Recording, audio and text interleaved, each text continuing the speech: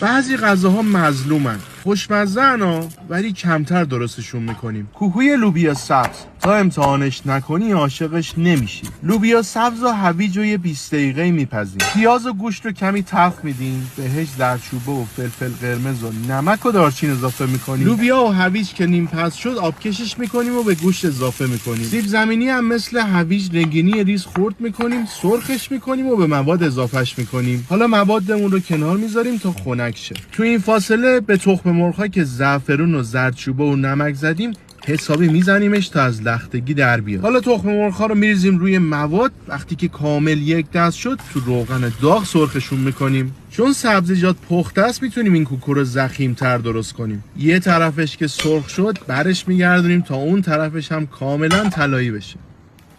کوکوی لوبیا سبزمون دیگه آماده است. امیدوارم که امتحانش کنید و از طعمش لذت ببرید.